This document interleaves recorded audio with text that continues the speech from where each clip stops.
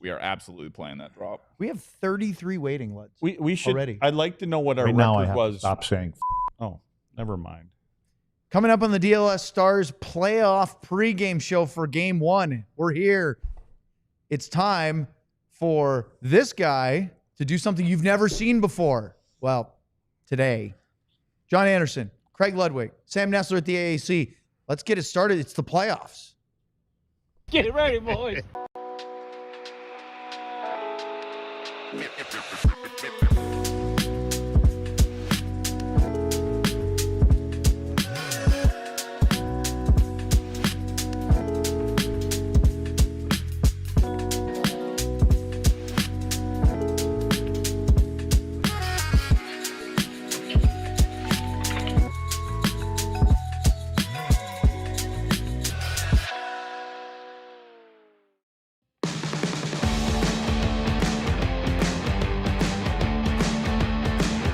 This is the DLLS Stars pregame show. Our Stanley Cup playoff coverage is brought to you by Bud Light and Happiest Hour. Bud Light, easy to drink, easy to enjoy.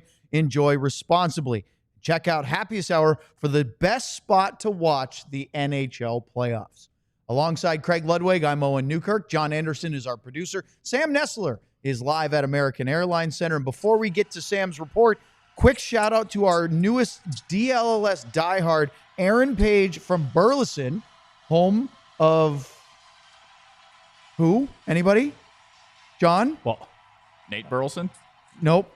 Kelly Clarkson, American Idol, right? She's from Burleson, Texas. Doesn't matter. You couldn't remember for a second, I could you? completely Big blanked. Kelly Clarkson plug in a big spot on the opening of our first playoff pregame show. By the way, Aaron also ordered the Moose shirt with his new Die Hard sign up. Great shirt. One of these two, you can pick any of the DLS shirts, but those Star shirts are very sharp. The Finnish Mafia one if you want. And DLS special right now for new diehards, $36 for the first year. Great introductory offer commemorating next week's NFL draft. And we'll get into all of that a little bit later. But first, we say hi to Sam. Sam, it's playoff time at the AAC. How's it looking and sounding over there? It is playoff time, as you said. It feels good. Banners are up. The lights are going. Fans got their wristbands on. I can't wait. I'm so excited. One of the biggest things I missed about covering the playoff run last year is all the intros and the light shows and all the crazy stuff. It's just a very different energy in here right now, and I can't wait. Sam, walk us through your lineup predictions, because that's the big thing. We know what we've seen in practice the last couple of days. Same with the Avalanche, but neither coach wants to give up any information now that we've switched to the playoffs. Yeah, you should expect that all playoff long, too. As long as this team is in it, we are going to get a lot of game time decisions, and we will seize from Pete DeBoer and then whoever they are. Jared Bednar is even more secretive on the other end. But we know Jake Oettinger is going to get the start here in Game 1, obviously.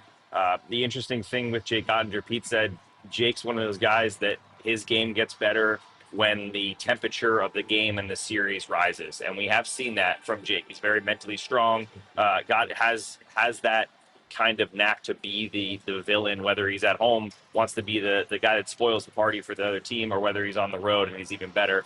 The thing I'm interested in watching here is which Jake we're going to get, especially early. We've seen Jake go shut out the Minnesota Wild. We've seen Jake almost single-handedly steal that series against Calgary a few years ago.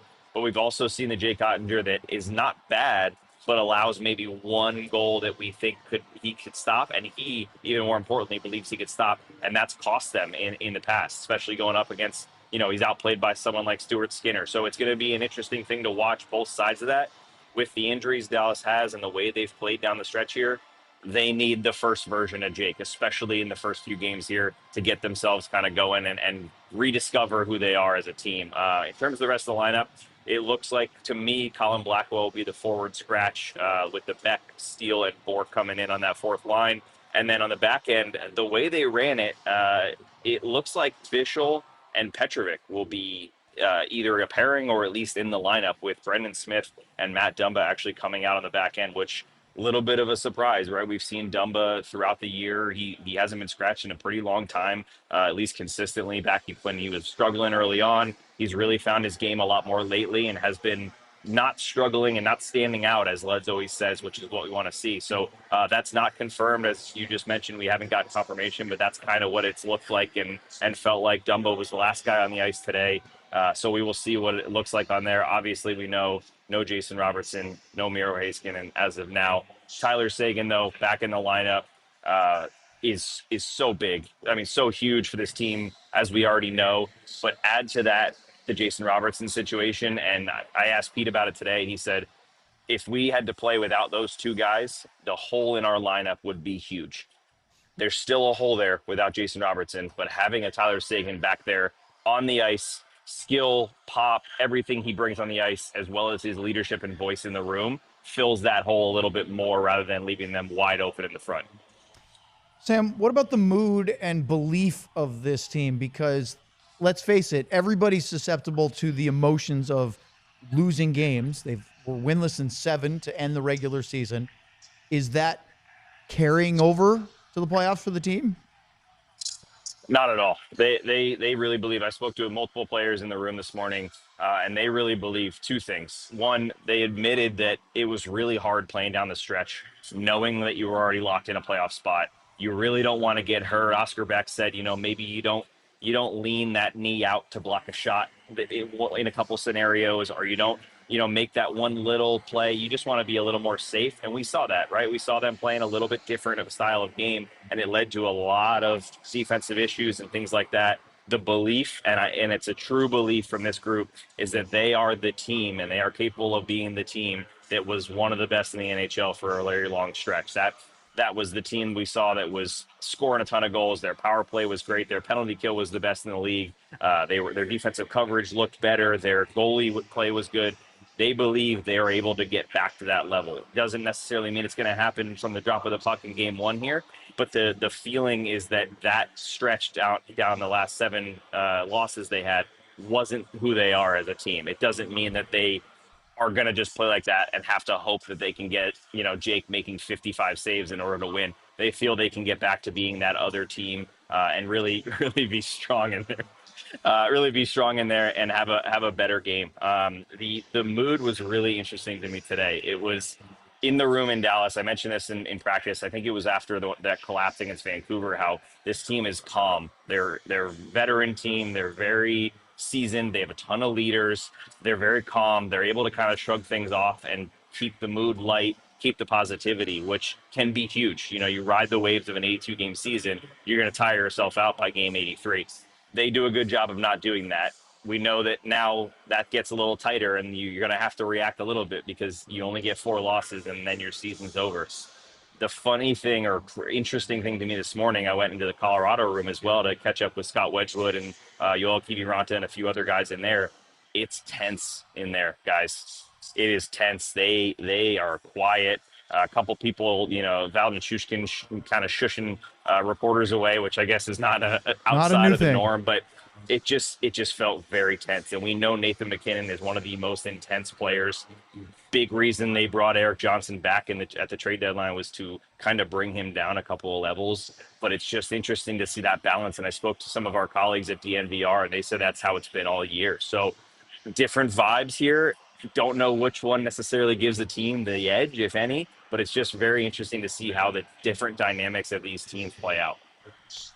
All right, Sam. Well, let's see how many people try to get you to break character on camera at the press box. I know they're waving and poking at you, but we'll see you shortly. Thank you for the report, and good luck tonight. I'll see you in a little bit. All right, enjoy it. Leds, before we get into X's and O's and details, how much does emotion play a role in the Stanley Cup playoffs for teams? A ton. That, to me, when Sam says they're loose and light and things like that, that was never part of anything I was involved with. It's more what the other side locker room the tight. Well, when they talk, well, it's just business-like. Yeah, you know what I mean. Like, and I'm not saying there's one good or bad. I just think that what's on the line, and it's not bad to be loose, but and to say that, the 5 or 6, 7 games that didn't matter, I don't buy that. Because you can be positive and you can say that's in the rearview mirror, and that's very true.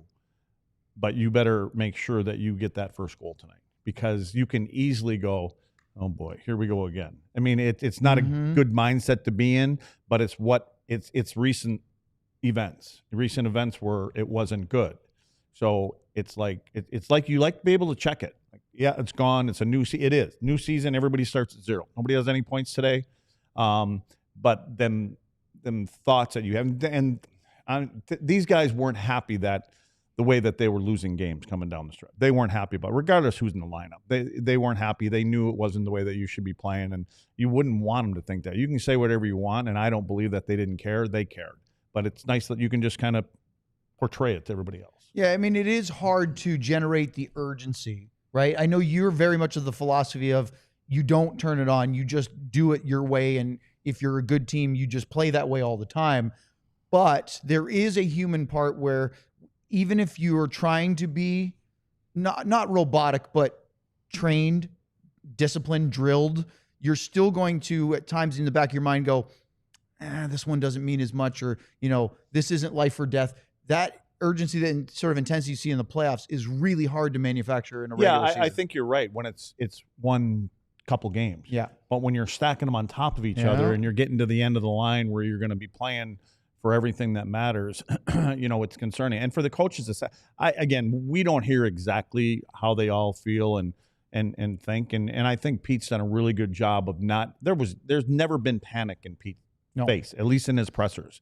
But I can promise you he's going home at night, and at the end of the day, every day, and I don't know if it's changed, but generally Jim is down in that office after games and having a chat, like, we gotta tighten this up, we gotta tighten that up. And I'm sure they've had conversations, since the season's done. So, they're expecting that they're gonna come out, especially with the crowd that they have here at AAC, and put in, they have to come out with a good first 5-7 minutes of the game. And I look at the goaltending and all that kind of conversation and stuff like that. You want to get as many shots up on this guy, no playoff experience, and but I think you want him to be quality chances. I don't think you want to be shooting from distance and let him feel the puck and all that kind of stuff. You want him to be hard saves where they need to set the tone by driving to the net and bring the McCarrs in there and bring the Gerards in there and have it be a little party in the crease right there early on and say, this is going to be a tough series. Let's talk about one of the biggest storylines, which is Mikko Rantanen facing his old team only 3 months after he was traded from Colorado to Carolina because of a stalemate in contract extension negotiations. He didn't want to trade. The Avalanche apparently felt that nothing was going to happen, and they wanted to get something before he became a free agent and walked.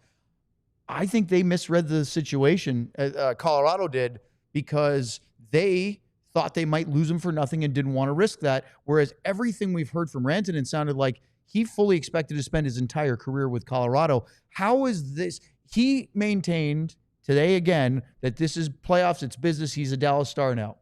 But deep down, this is going to be a very emotional series for him to play against all his old buddies. It's hard not to as you line up every time on a faceoff, to not look over to the guys you spent a long time with and not look at them and kind of bump into them and not go out tonight after the game with them. That's all hard. And if he can do that, great. But the best way that Rantanen can put it behind him, obviously, is win this game. They win the game. He has some kind of I don't even know if he has to have an outcome in the game. They win this game tonight. It's a little bit easier for him. I think this is an important game for him. Obviously, it's an important game for the team.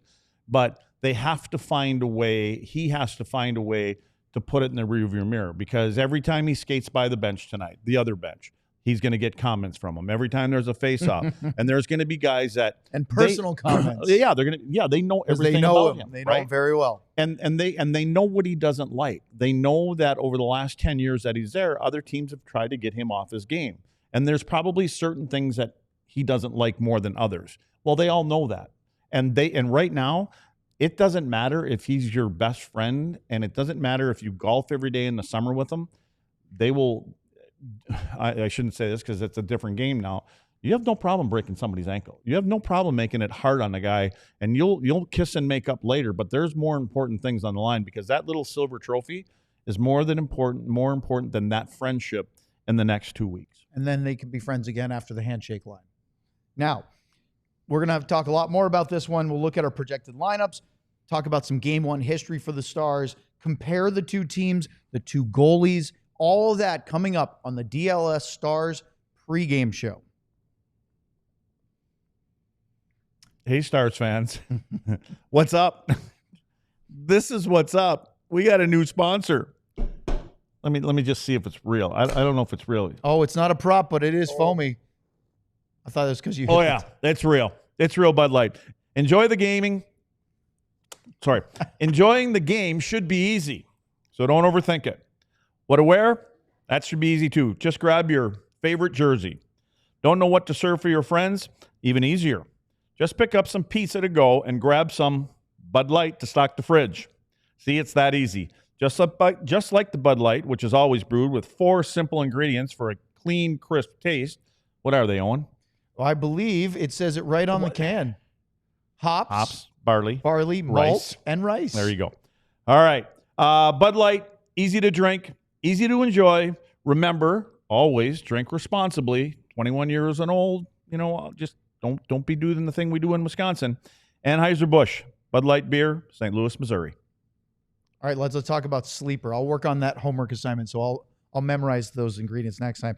Best fantasy league platform out there. Sleeper is a place where you can put your puck or ball knowledge to the test by picking whether your favorite or least favorite players will have more or less than their projected stats each week, each game.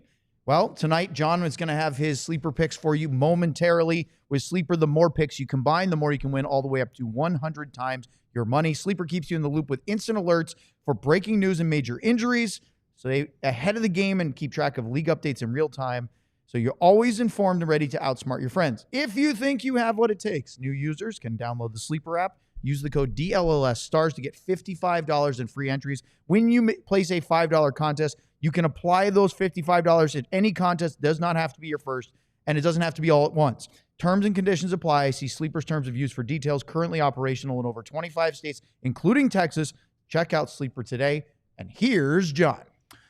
Well, folks, it is the first Sleeper entry of the Stars playoff run, and I do have great news for you guys. My entries will be included in Sam's record going forward. They were not before. Finally. Now Sam will suffer the consequences. As you can see from the screen cap over there, Sleeper, the good folks there, have got a pick on sale this evening, so get it before puck drop in Stars Avs Game 1, and that would be Jake Oettinger's more or less save number. When they do a pick on sale like that, they usually move it up or down depending on if that benefits you or not. So Jake Oettinger's line is at 25.5 saves. We're going to go more than that, and this entire entry is predicated on the Stars getting a lot of shots on goal, and the opposite. The Stars facing a lot of shots on goal, and the Avalanche not facing a lot of shots on goal. So the second part of this entry will be Mackenzie Blackwood to record less than 22.5 saves.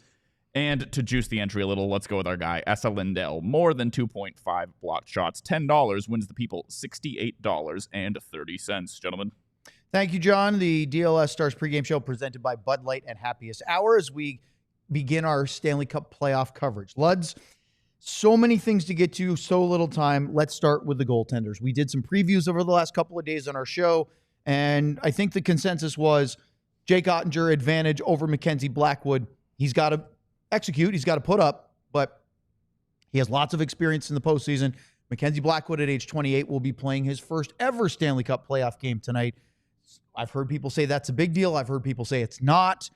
Look, Blackwood had good numbers this year, especially considering he played the first half of their first few months with a not very good San Jose Sharks team. Yeah, and I think if you look at his numbers compared to Jake, I mean, they're better numbers from a number standpoint if you're into that kind of stuff. I mean, the goals against average is pretty much the same. The save percentage is a big one for me, 912, 909. And I don't even know how much it takes to drop, a goaltender's save percentage. I mean, can it drop that much in 4 or 5 games? Because if it did, I'm thinking the last, 7 to 10 games didn't help those numbers. But then again, you talk about the non-experience for Blackwood. I do think that's important. And I think it's important for Dallas. As we were talking earlier, I think Dallas in the first 5 to 7 minutes, they need to get some opportunities on him. And I mean quality chances. I don't mean from distance to let him feel the puck and things like that. They need to go there, and I think they need to drive the net and make it a little bit uncomfortable early without taking any penalties, because penalties and power plays will be important in this. And, you look from this regular season compared to last year, there were 745 less penalties called. So playoff hockey, it stays a little tighter. There generally isn't as many penalties going back and forth. And so you have to take advantage if you're only going to get 1 or 2 or maybe 3 power plays. So you have to take advantage. On the other side, you have to be good on it. And I think from a goaltending standpoint, as far as Blackwood goes, you have to do a better job at that offensive zone time. And I look, how do you get offensive zone time? You make sure you don't turn those pucks over at the offensive blue line. And even if you have faceoffs, in this circumstance, if you have faceoffs in that end, it's an advantage to Dallas.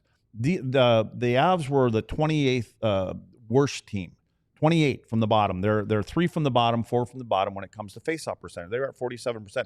Dallas is in the top 7. They're at 54. Yep. That means there's an advantage there for Dallas. The more faceoffs they get, the more time they spend in the offensive zone.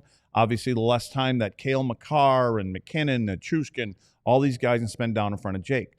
And then the easy one, they're going to have to be better on their own end. Dallas has to be better in front of their goaltender and try to seal some of these guys outside of that high danger area, which isn't going to be easy. So, there's a lot there. But for me, it always goes back to how they're going to play on their own end.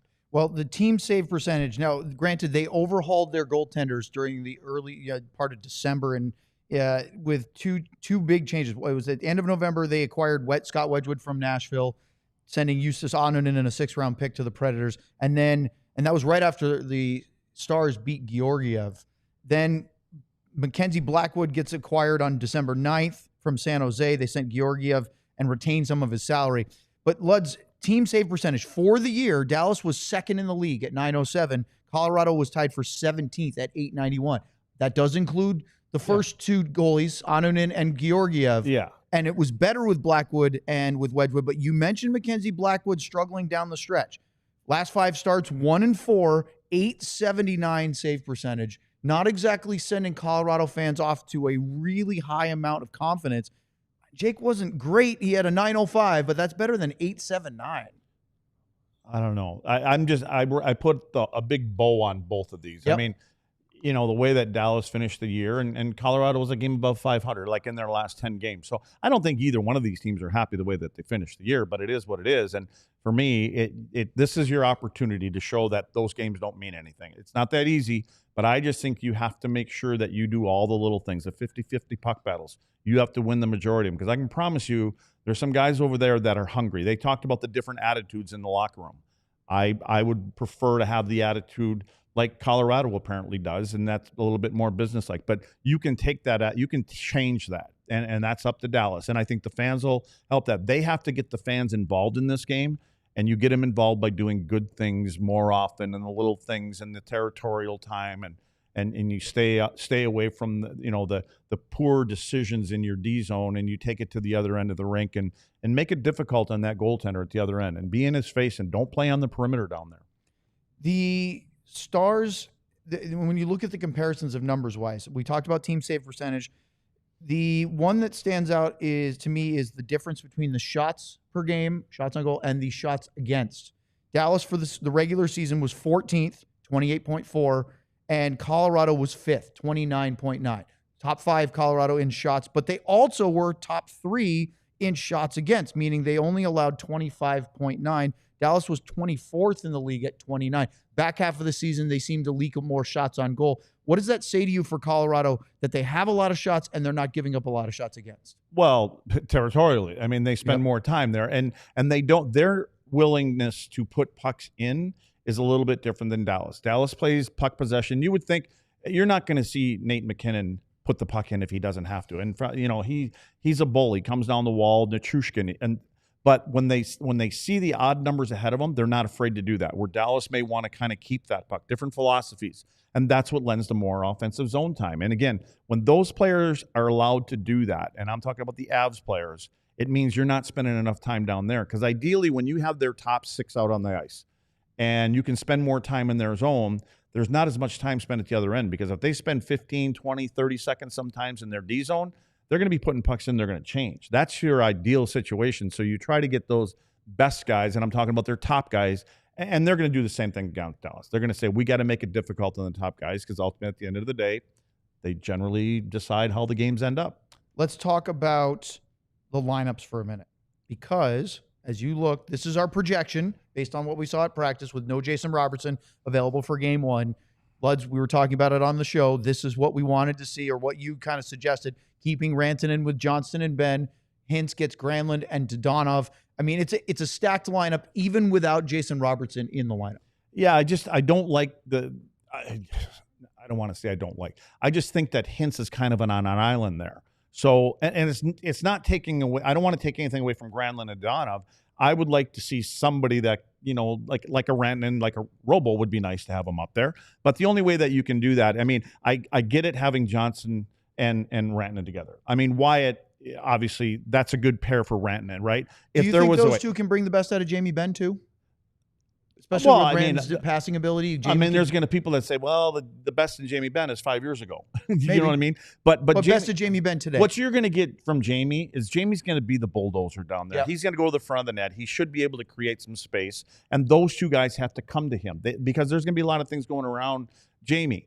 My whole concern is Rupe. And with that, he can use his speed. And I think there's times that you can take Rantanen if you have to and pop him up there. I think there's time you can put Wyatt up there and maybe Rantanen on the left side. I know he never really played on the left side, but I'm trying to get Hintz involved. I thought Hintz was going at the end of the year. The last game against Nashville, I had him down for 8 scoring chances. So he didn't find the net, but he was getting close. That's a good thing. Probably what's going to happen if he continues that and he continues to skate and just throw pucks to the net, and if they don't go in the net, there's probably going to be some rebounds laying around. And so those two guys have to, that he's playing with, that have to go there. The good thing about that line is they can probably play against McKinnon because I think Rupe can skate with McKinnon. Their speed, all three of those guys. Well, that's what I'm saying, and they're responsible, and maybe that's the idea here is that's going to be your line that, especially at home, we'll see if he wants to get the Hintz out against McKinnon's line and play heads up and don't give him a lot of time and space.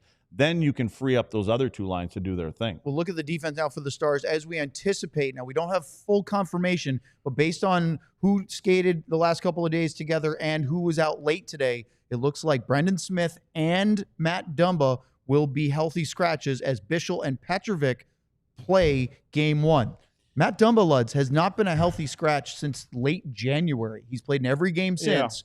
Well, are you at all surprised that Pete DeBoer and his staff are going with this group? I'm on both sides of it. I get it. I think Petro, last time we saw him, I thought he was good. He does a good job in front of the net. He seals people out. Dumba's got 54 playoff games under his belt. Petro's got 12 or 13. Played in some big games last year. And Bichel has none. So I just, again, a little different when they get in Colorado and see how that matchup goes with these guys. I'm more concerned about CC and Lyubushkin. I mean, their game has to come up from what we've seen, especially on the shorthanded side of things. But S is out there, so S will be out there for the full 2 minutes probably. And then, whoever you get out there. And again, we'll see.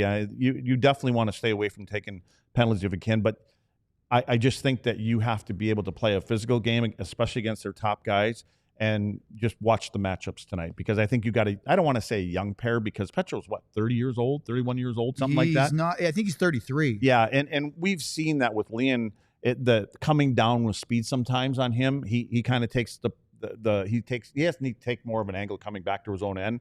He can get beat wide at times. He's a big man, but we need him in there to play that physical game and make it difficult on some of those guys. Those two guys, though, I love how they try to keep people away from Jake.